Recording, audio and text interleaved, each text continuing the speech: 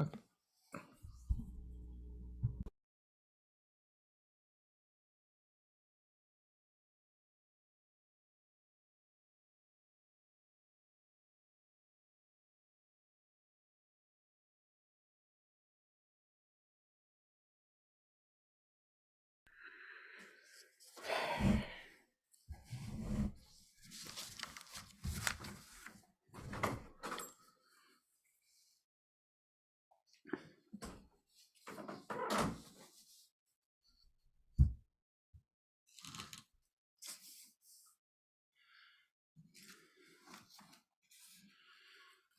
Namo tassa bhagavato arahato samma sambuddhassa. Namo tassa bhagavato arahato samma sambuddhassa. Namo tassa bhagavato arahato samma sambuddhassa. Now, today we are having the retreat for Durutu full moon day, and I think you were participating in the Dhamma talk earlier by Bhante Sumana in Sinhalese.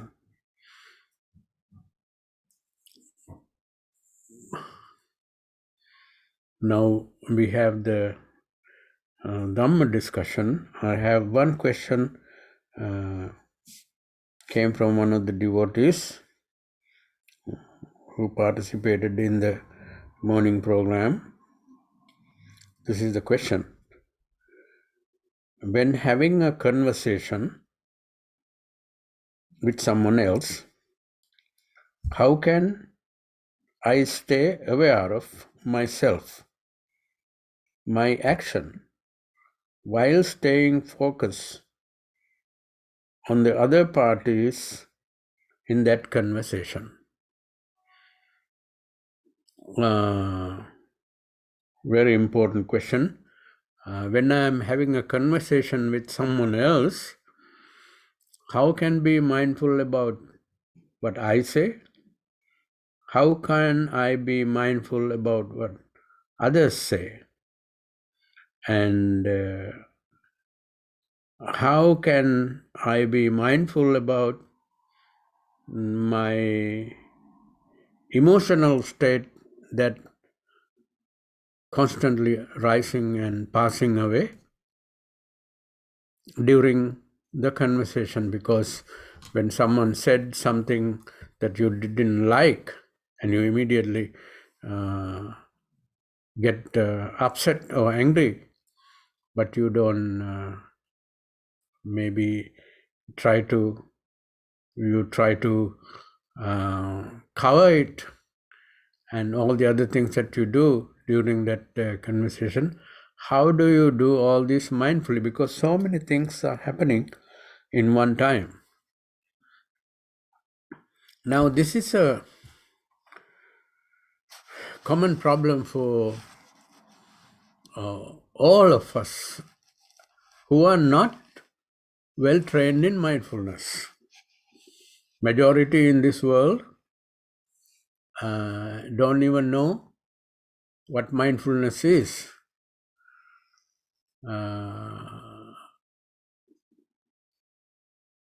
Most of us don't even know what is slowing down our mental process, intake and outgoing, incoming and outgoing thoughts and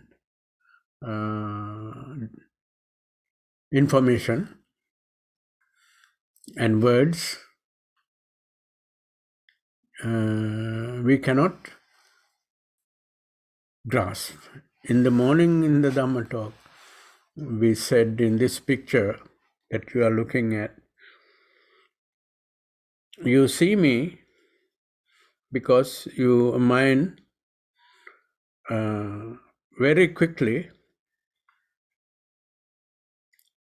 analyze and discriminate my form, my face, my robe, and all the colors of the flowers in the background, the color of the Buddha, gold color of the Buddha, the white color, and now there are some fruits in front.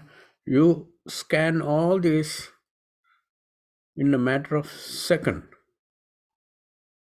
millisecond, and then you see me, and you already determine that is Bhante.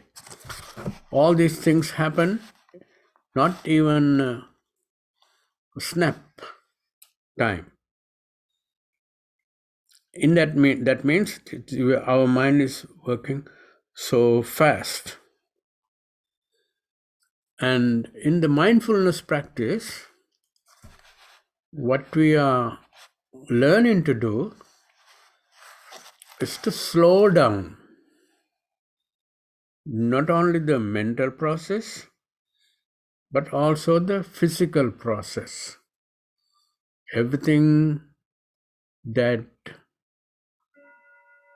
we do, we slow down. In the Vipassana meditation center, you go to a retreat. During the walk, you learn how to see the detail of every step. You know, Venerable Thich Nhat Hanh, who is a Mahayana monk, but he promoted sati, mindfulness, throughout his life.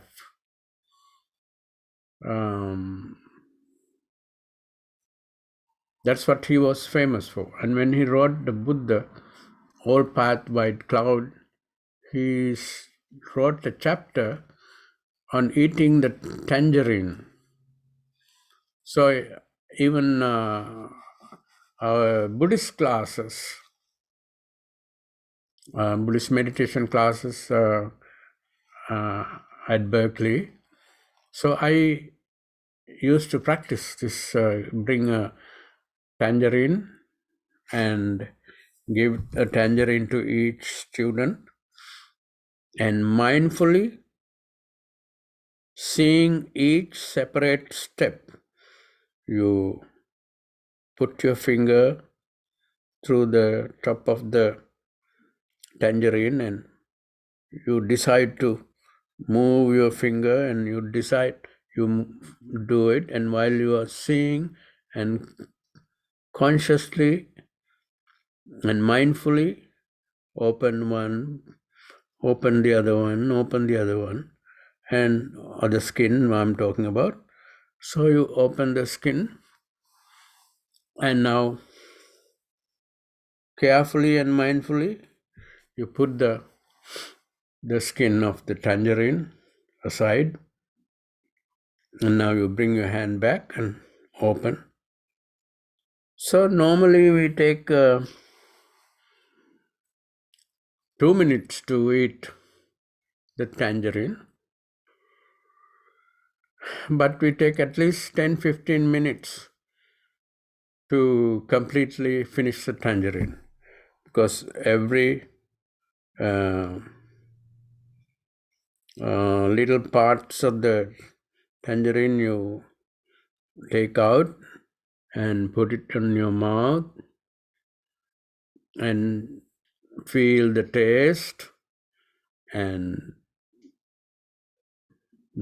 chew it while you are feeling the taste and going through that process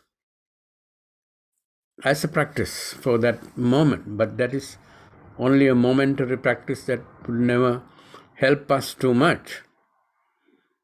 But if we go to a 1-month retreat at a Insight Meditation Center, what you do is completely slowing down every step of the day, physical movement and mental movement, thoughts that are coming, you can observe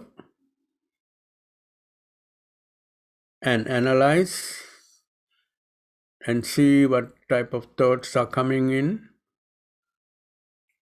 And sometimes you can see when that thought comes often, meaning when what thought is there, this thought arises.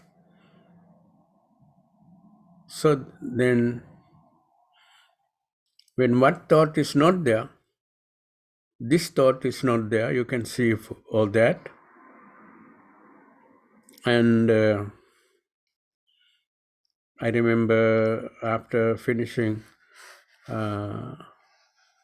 Peradeniya first degree in 70s, I went to the retreat for 1 month at Kandabuddha, and that time even shaving, bringing the shaver in the morning, shaver to the ear and going so slow and go up again, bringing the shaver down, and after finishing you want to wash your face very slowly, take some water and go up there and slow. So you slow down, you train to slow down. But today's world we are trained to speed up, get one job done quickly and go to the next job. We also mentioned about multitasking, too many jobs at one time. But our mind, our consciousness is able to take one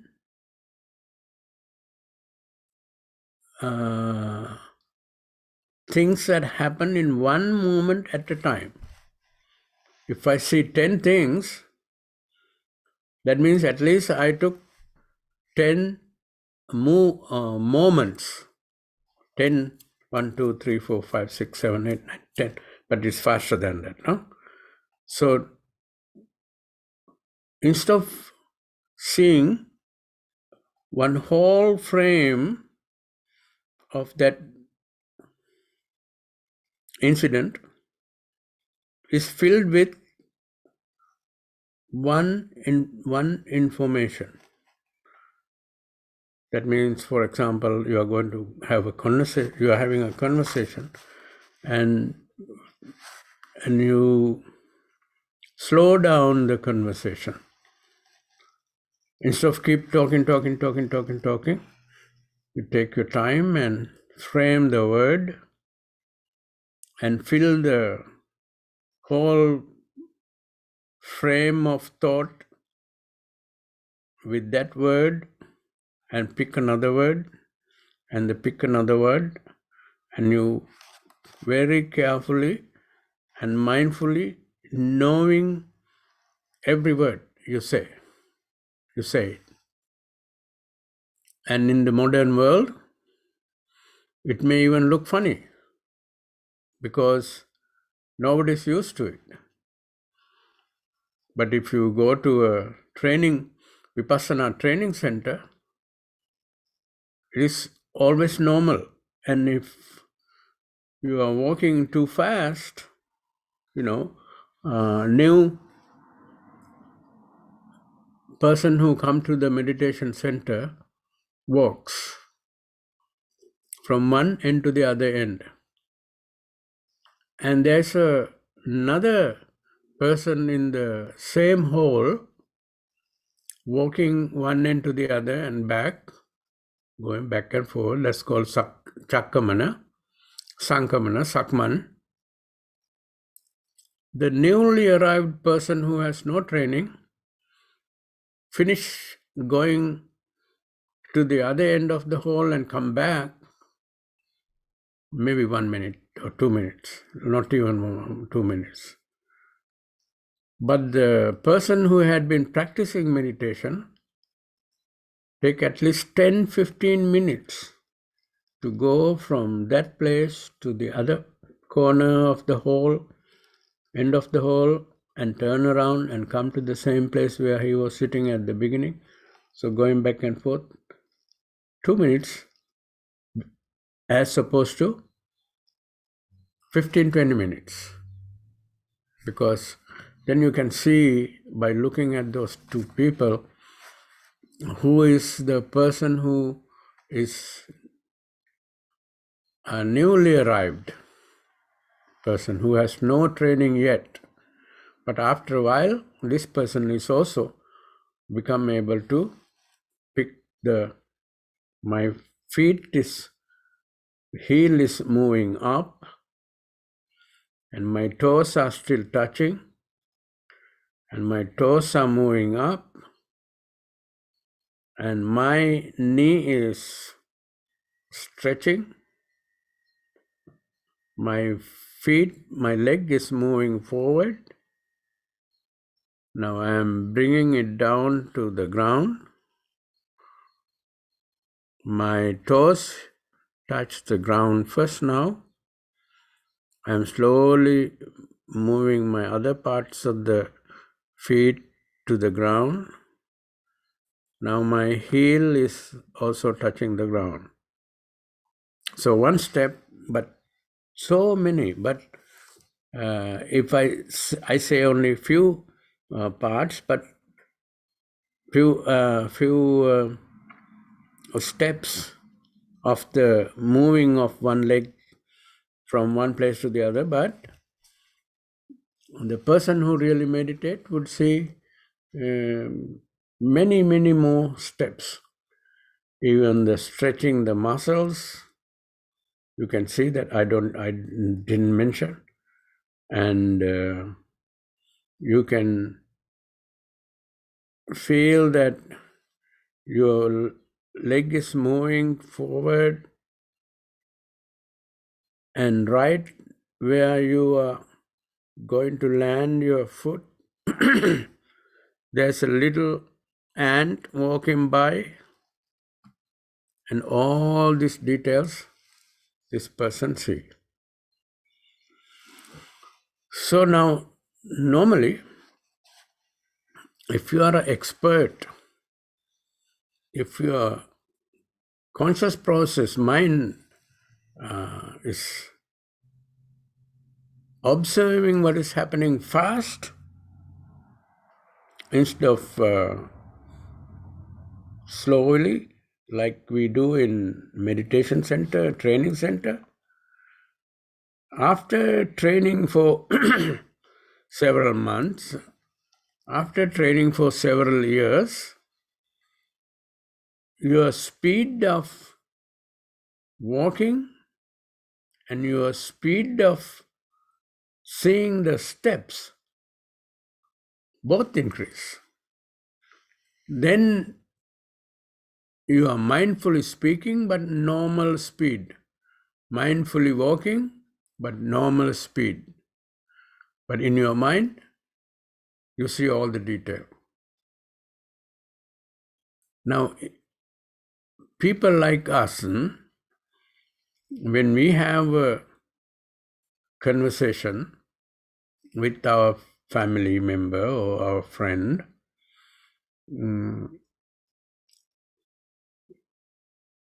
ordinary people like us don't have the same training of expert insight meditator. If you see some monks in the forest meditation center who had been living there and practicing there for a long time, you can see that their movements are so calm and peaceful. They may be walking a little bit slower than you and I would do, but they are much more aware of what every moment of life is happening. So this is the difference between you and I and person who had been practicing a long time in a forest monastery. So what I am saying is that it is not easy for an untrained person to be fully aware of everything that you say to your friend in your conversation. It is hard for you to pick every word the other person say also in the conversation. Even now, when we listen to a conversation, when you are participating in conversation, most of the words that is spoken by the other person, you miss. Because our mind is too busy picking other things. For example, in the conversation, I want to say something and I want to form the idea correctly to put it into word. So during the conversation, when other person is talking to me, what I am doing is not listening to that person. I am forming a new idea to speak out. So that means you already miss what the other person said. This happened to us all the time. Even when you are listening to Dhamma talk or Dhamma discussion like this, Dhamma speaker, Dharma master might be saying many things, but you all of a sudden you heard a word from the teacher, Dhamma teacher, that you already know the meaning, or you are not sure about what that word means. And then you start thinking, 1 minute of the Dhamma talk is already gone. You don't know. You didn't pick. It happens to all of us, not only Dhamma talk, even when you see a movie, even if you see a lecture, even if you have a conversation with your own husband or wife or children, you miss a lot of things. Your child says something and then you get upset and you want to answer to that, and now you want to say it in very powerful way, and now your child keep talking to you, but your mind, because you are disturbed already, your chitta means emotions arise, and now that emotions always make you do something. That is very important to remember. If your emotion arise in your mind, you always do something, say something, think something, and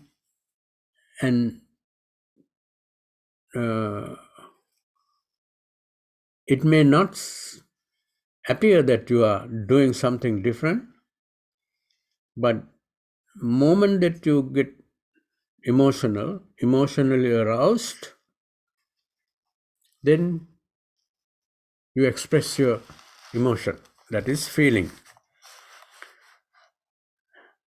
That even may not be visible, but you go like this. What did you say? See, your face is like, what did you say? Do you say something like that? No. So it is in your mind, but you are expressing that emotion through your muscle movements of the face, of the eyes, of the body. We call it body language, to speak with body language.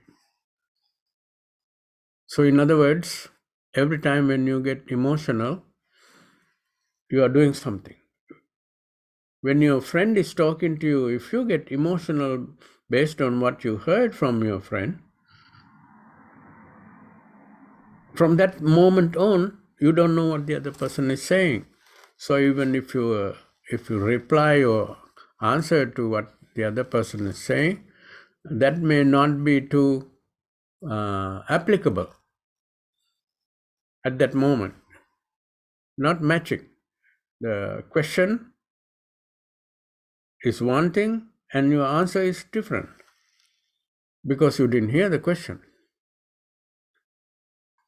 So this is a common problem for all ordinary, we call it ordinary folks, ordinary people. All ordinary folks like us, it's a common problem. So what does it lead to?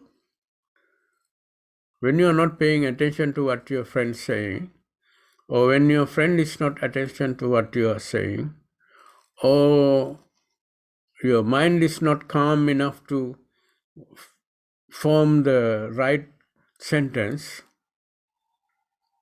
your mind is not calm enough to say it in right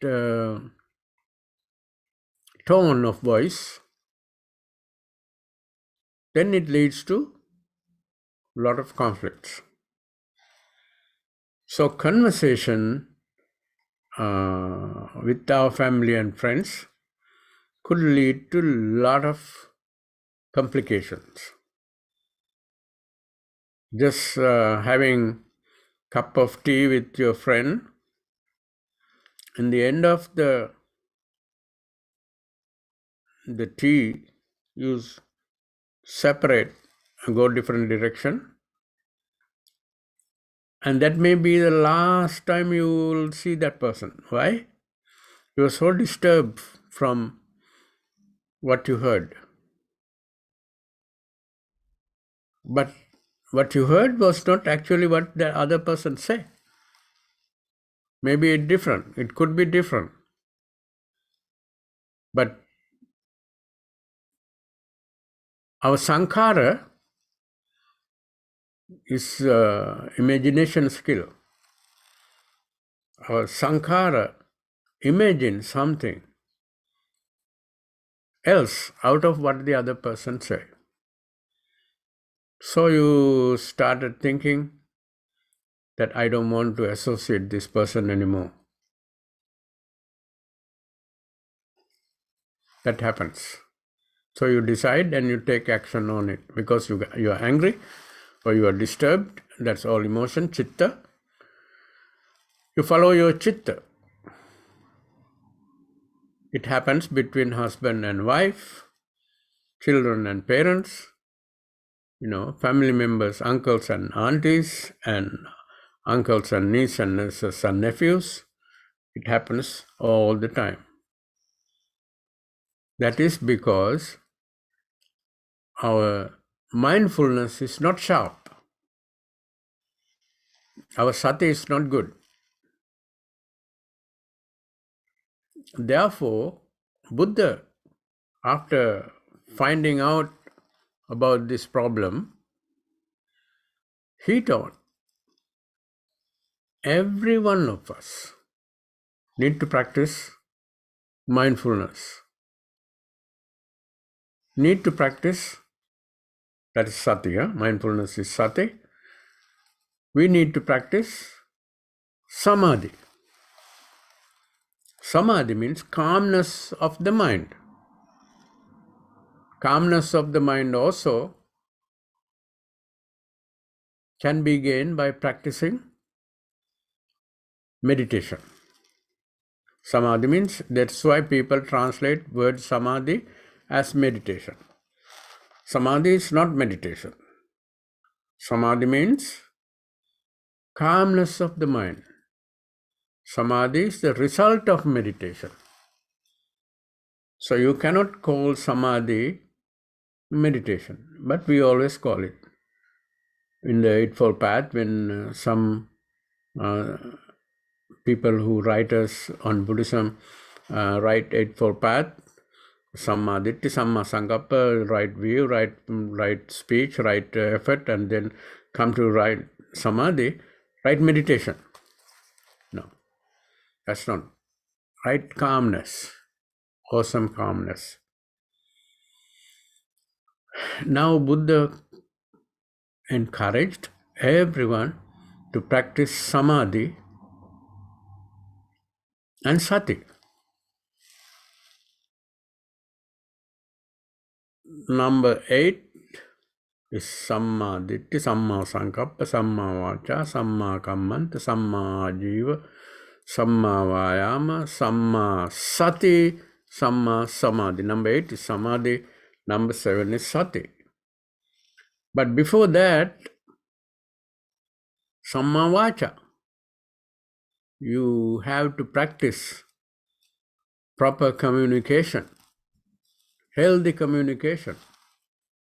How can you have healthy communication without having proper calmness, without having proper mindfulness? Mindfulness is monitoring. Your mind is monitoring what your mind is forming to say. Right? Forming is putting together words. Mind is monitoring your own mind, your own words, and your own actions. That is mindfulness.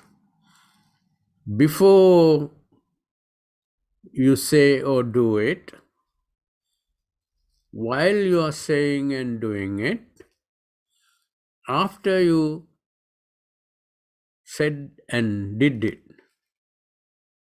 3 occasions you be constantly monitoring your actions. Before, while, and after. But can we do that? During our conversation, the person who wrote this question may be not a person who constantly practice Samma Sati at home or at meditation center, because if you are a mother, then you have to have a lot of motherly chores at home and so many things to do, so you don't have practice of mindfulness.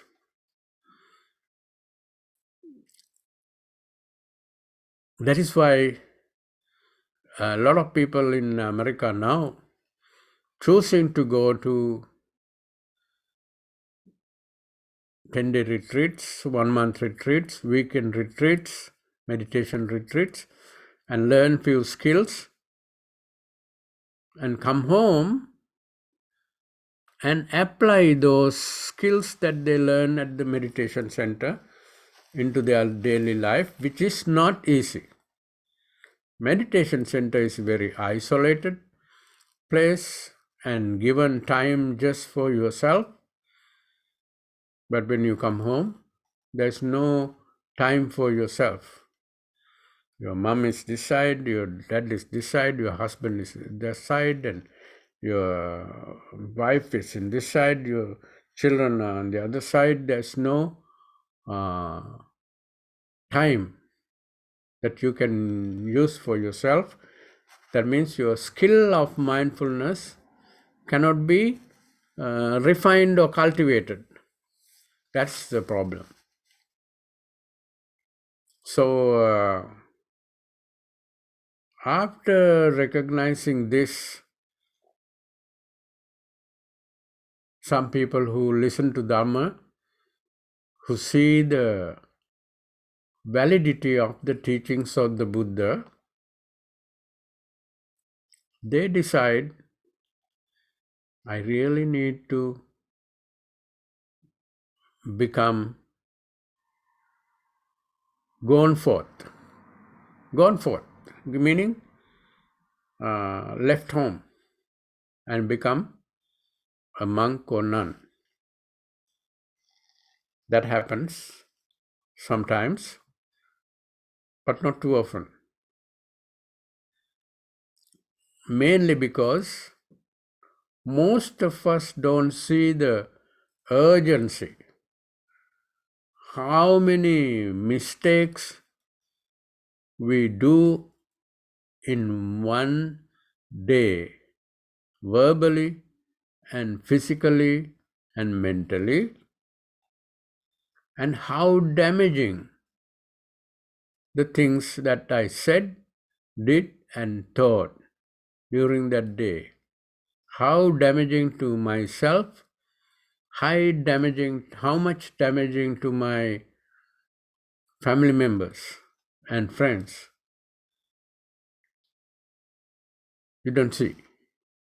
Only if you see that, you have the urgency to retreat, get out of all the other cooking and cleaning and washing and driving and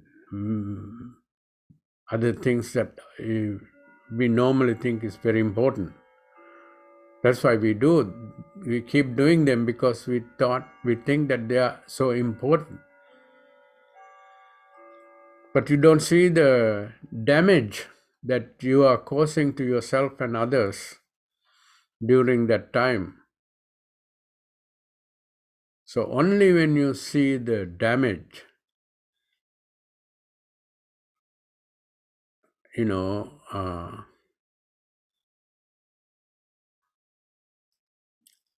the one of my people, friends who come to the temple, had her son had an accident, and now she don't want to drive. That accident, her son was not the only one. Several other people got hurt. And now the mother is thinking, I don't want to involve in driving anymore. If that happened because of mindfulness, that is wonderful. But it might have happened because of fear. Oh, I'm afraid. I'm afraid to drive. No, I don't want to drive anymore. Or I'm afraid to drive. I don't think I'm a good driver. They're not those things. I don't want to drive. Because the possibility of damaging myself and damaging someone else is very possible if I keep driving. So you stop driving.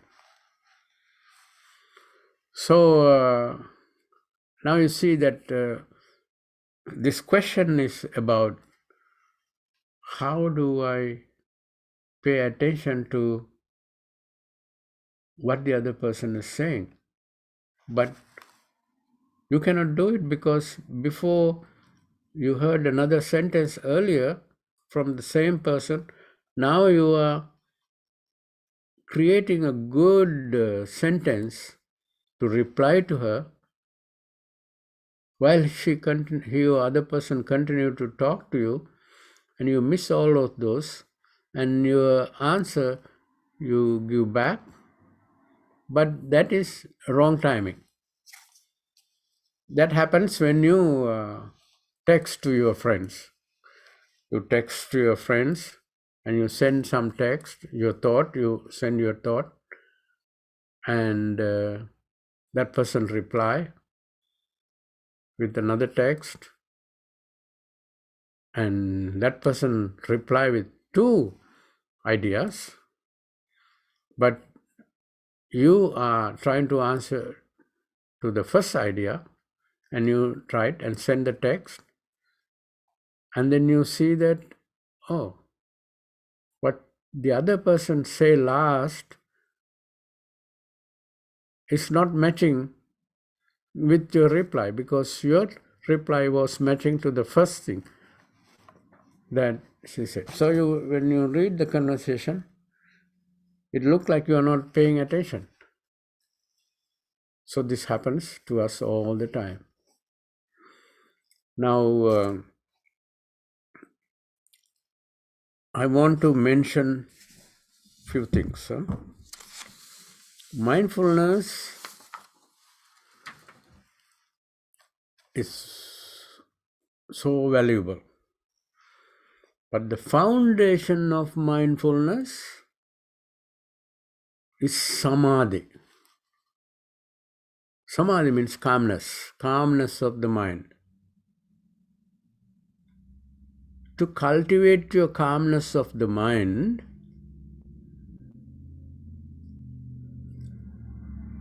there are 40 different techniques given in Theravada Buddhist tradition. I don't think we can talk about all of them, but very simple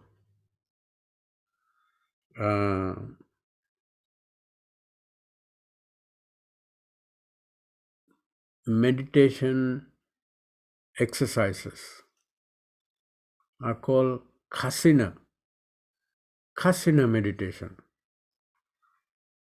meaning using objects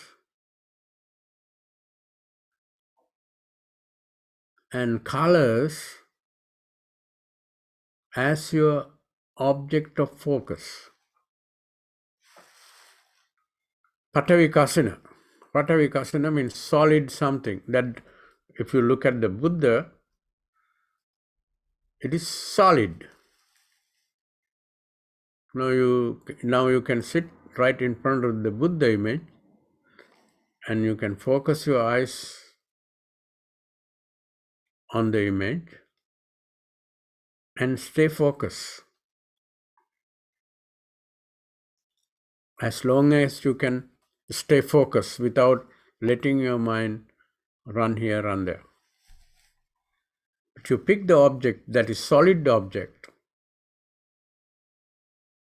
that is your meditational object at that time. So it's a very simple object for you to train your focus.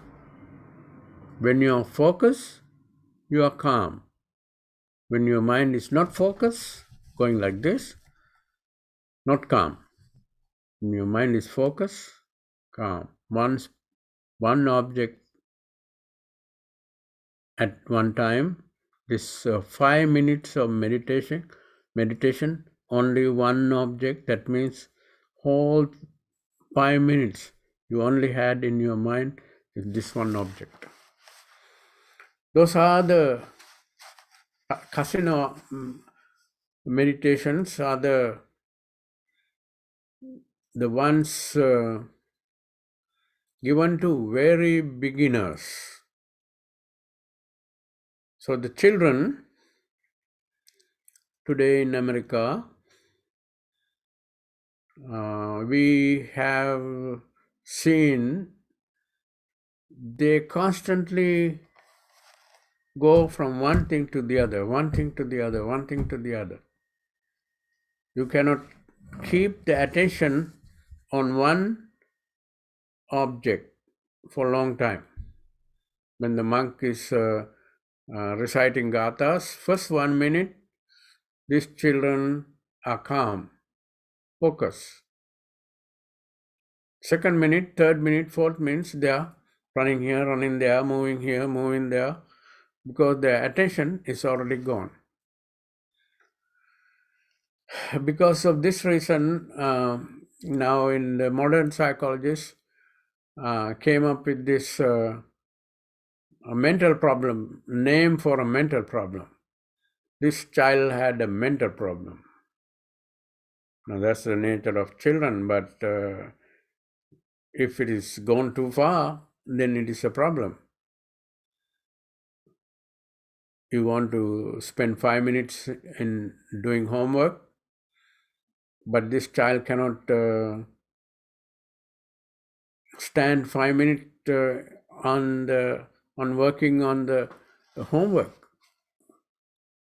So then they think, oh, and then he go to one thing and the other thing, and then ask another question from the mother who is helping the homework, and all kinds of it.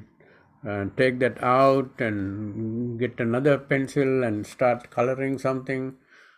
So the psychologist gave that child a name called attention deficit syndrome, something like that. Attention deficit. But if you really look at the society, not only that child, most adults, most of the people have the ADD or ADS or something, right? Attention deficit. Constantly moving, monkey mind.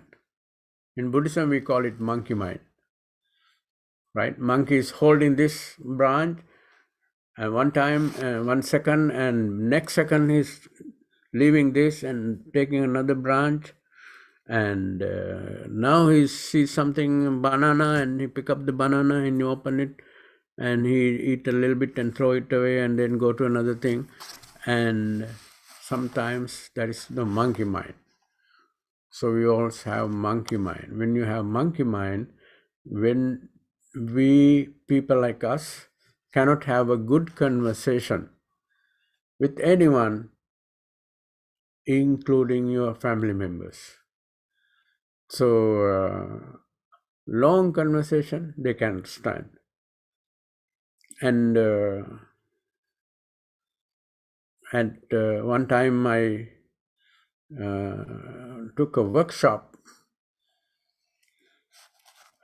about making a video at Berkeley, and instructor said, you people cannot stand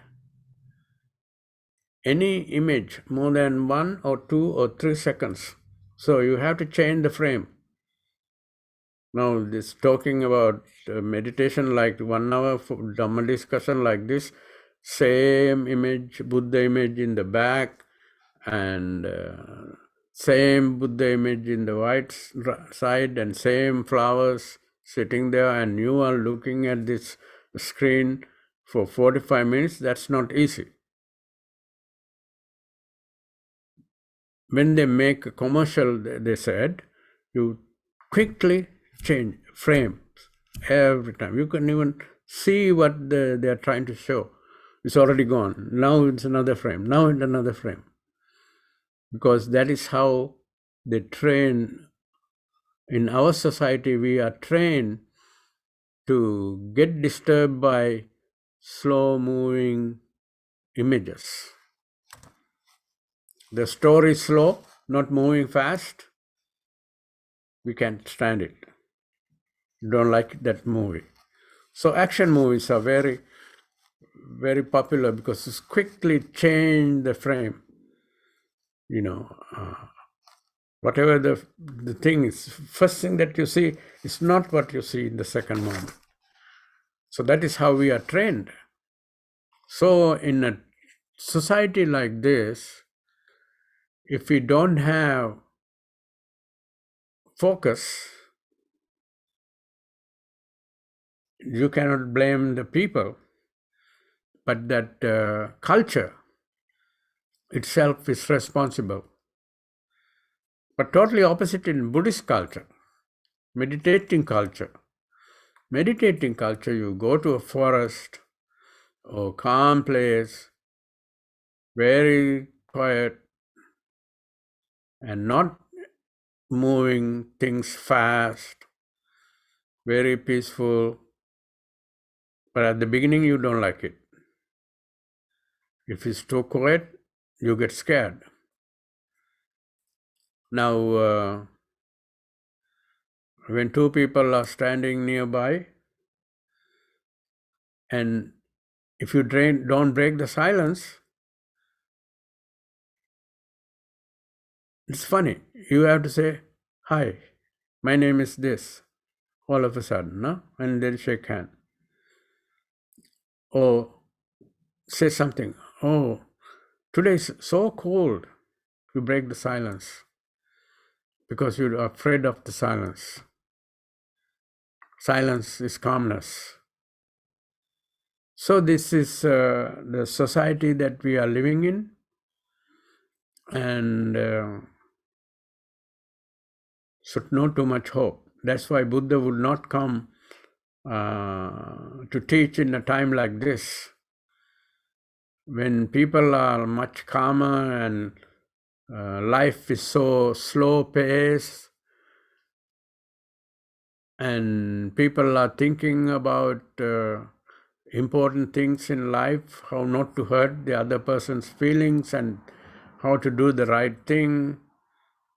When these are in conversation of people, Buddha would come and teach exactly the answers for the questions. Answers they are looking for, the questions they have. So Kalaya, Deepaya, Desaya, Kulaya, Mataya, those are the 5 conditions in the human society that Buddha is looking for. One of them is right time. And even in the right time, some cultures are much more calm and peaceful and responsible, and some cultures are much more irresponsible and fast and unethical and all that, immoral. Buddha would not come to that particular area to start teaching, because it is easier for the Buddha to teach the people who are already have some opposite of attention deficit.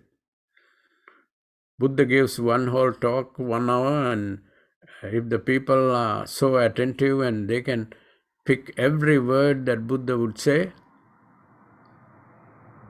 and Buddha would come to that society. Even if you miss some words that the Buddha say, Buddha gave the Dhamma talk, what the Buddha do is he repeat the same idea in different words. Mettaya bhikkhave ceto vimutya, asevitaya, bhavitaya, bahulikataya, yanikataya, vattukataya, anuttitaya, parichitaya, susamaradhaya. One word, one idea. How many words? One idea means practice.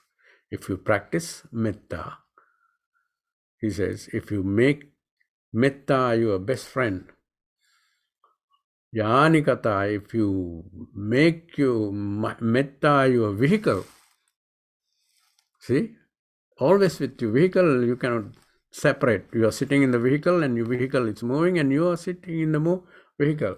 So your metta is your vehicle.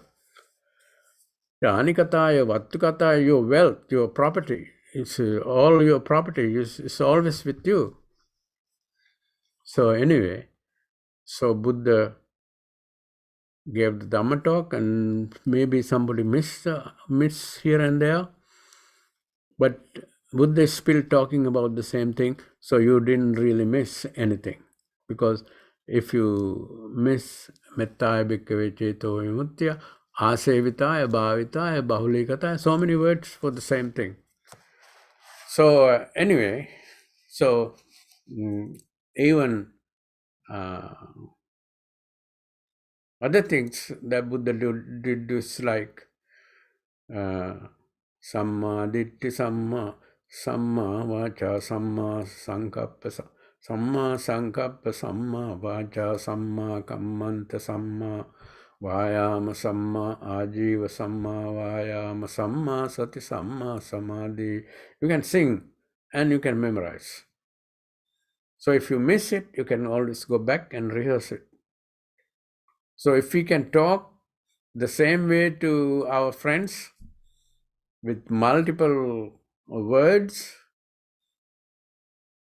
our conversations are much better because other person didn't miss anything I said because he was thinking about something else.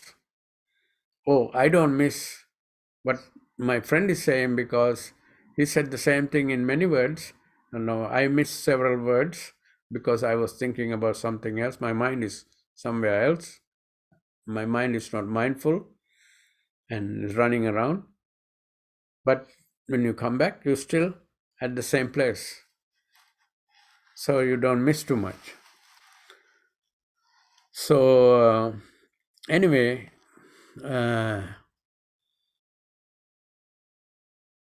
from all the people,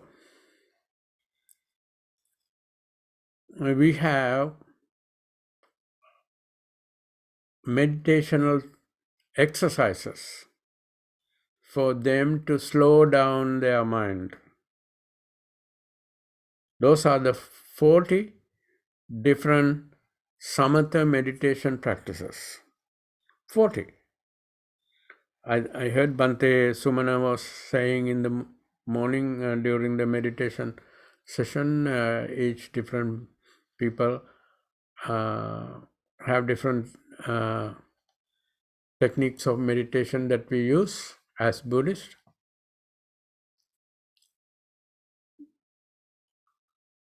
When you go to a meditation center, the teacher look at you and study you, observe you, and find out what type of person you are, what kind of emotions that go through your mind all the time. Because chitta, what kind of mind you have means what kind of emotion you go through all the time. Raga charita, dosa charita, moha charita, saddha charita, what else? Buddhi charita. So if you are critical, analytical type, then you have a different meditation. If you are angry type, then you have a different meditation to normalize your mind first. Your emotions bring to calm. Emotions are constantly active, moving you too fast. Calm mind is very calm. Emotions. So you bring your emotions to calm state of mind using these exercises that Buddha has suggested for each different people. I think our time is out. Dhamma discussion 3:45. Okay.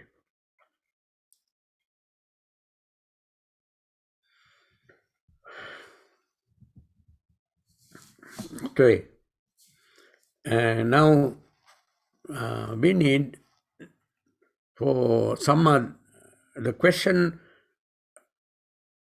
is all about samma vacha. When I am having a conversation with my friend, how do I be mindful of what I say, what the other person say to me?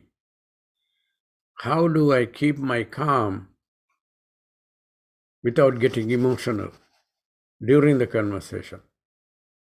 That is basically the idea of the question of today's Dhamma talk. And that is a very good question. That is a very beneficial question to everyone. But the practice is the hardest, especially for us in a fast-moving society today. So therefore, this conversation is especially important conversation discussion that we had, and I like to thank this person who sent me the question for discussion today, and it's a very timely and useful question for everyone, not only for one or two people, but all of us who are especially who want to improve our lives.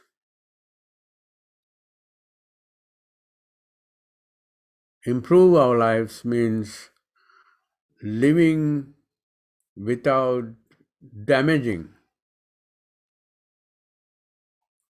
or least damaging life to oneself and others. That is what Buddhists are all about. Our effort as Buddhists is to cultivate or form a style of life that is less and less damaging and zero damaging to oneself and others. That is the ultimate Buddhist life. Beneficial to oneself and beneficial to others, and beneficial to both. That's the type of life that we want to live as Buddhist, and all the effort of these Dhamma talks and these retreats and observing precepts and listening to Dhamma, and all this for the purpose of efficient life. How to live an efficient life? Buddhist life is an efficient life. That efficiency is not getting the job done just quickly. Living your life is getting the job done. But living your life efficiently without harming oneself and others, but being beneficial to oneself and others. That's a hard thing to do. But Buddhists are the people who are swimming against the current. Swimming against the current means the river flows one way, down. It always, river go down, water goes down. And we are Buddhist, not going with the water. When everybody is so busy, we don't want to make our lives busy. Everybody is very harmful to everyone. We don't want to be like that. Pare vihinsaka bhavisati mayamet avihinsaka bhavisama. All the other people who are rude, harmful to others, but I don't want to. I want to practice my life without harming others.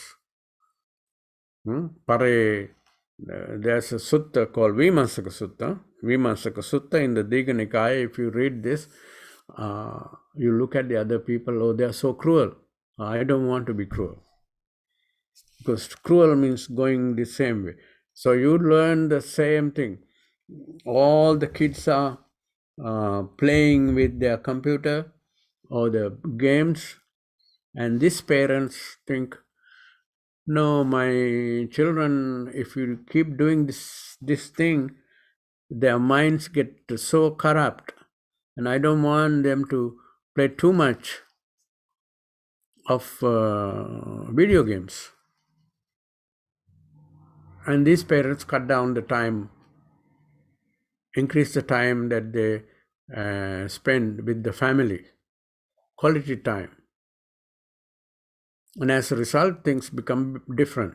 So that is not easy, because kids always want to go back to the video games. So that is like going down the stream. But Buddhists are called Patisotagami, going up the stream. So this question is a result of an effort of this person or these people who are trying to go against the current, not not doing the same thing that everybody else does, but we want to do something more meaningful, more useful, more beneficial. How do we do that?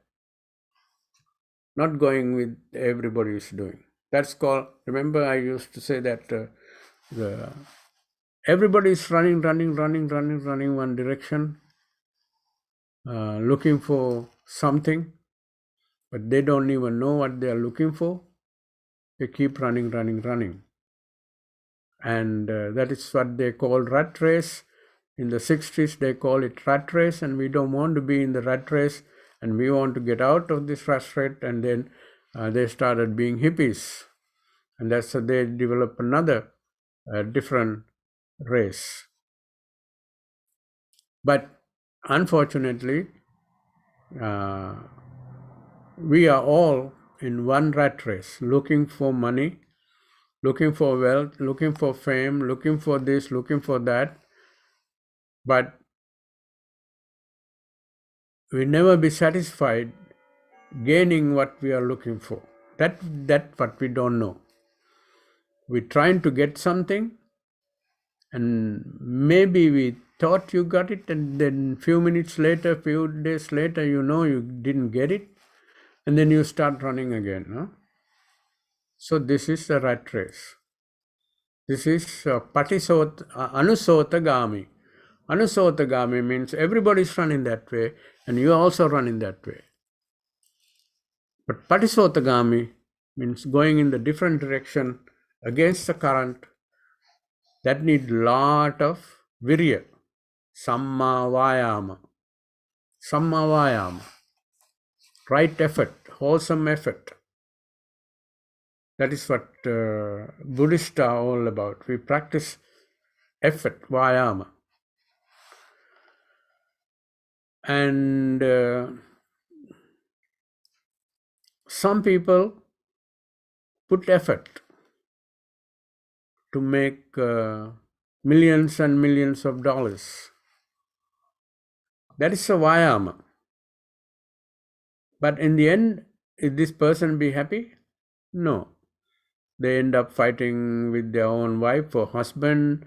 They get separated from their children, and they say, we don't own you anymore. We disown their own children. And in the end, that millions of dollars that they're trying to make was not helpful. Therefore, Buddha would call it, this is micca vayama. It's okay, but that is micca vayama.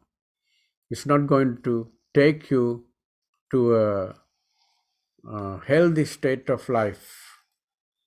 Your life is still going to be miserable, no matter how hard you work. Vayama. How much effort you put, if you don't get to the peace and quality of your life,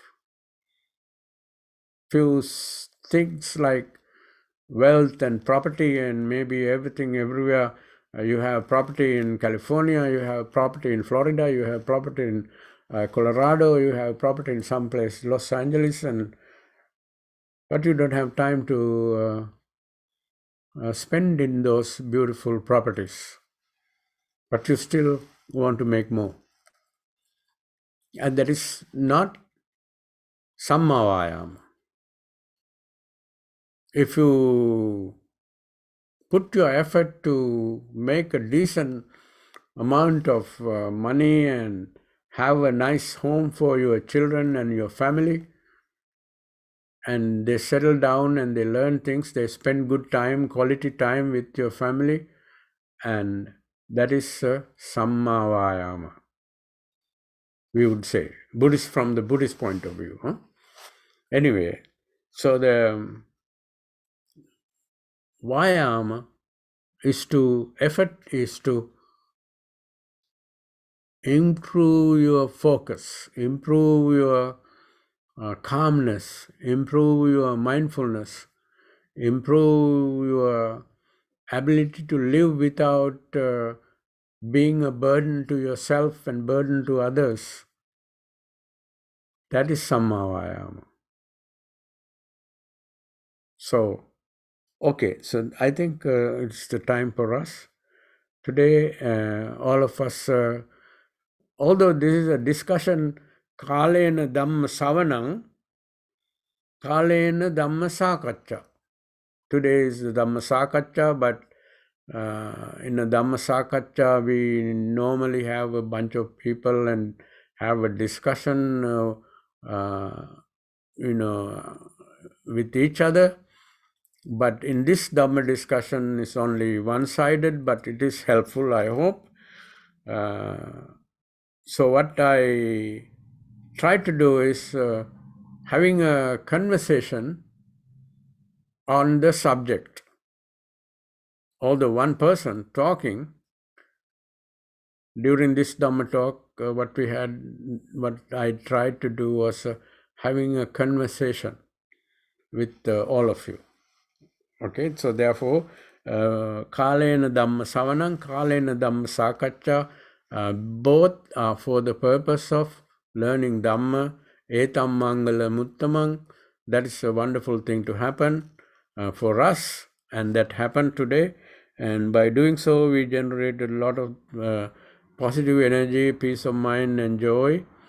And by the power of the positive energy that we have generated through this Dhamma discussion, may we always be able to live efficiently and happily and joyfully without being a burden to yourself and others, and also being supportive to yourself and others for a better quality life. Not only in this life, but even in the future life, may we always be happy and joyful and peaceful and successful, and finally may we all attain ultimate peace. With these thoughts in your mind, please say sadhu, sadhu, sadhu. I think time for the Dhamma discussion is over, and we take maybe about 5 minutes break.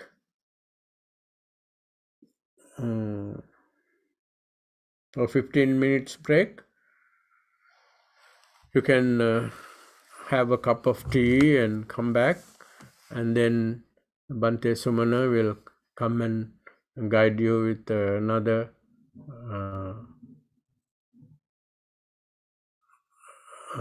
meditation session.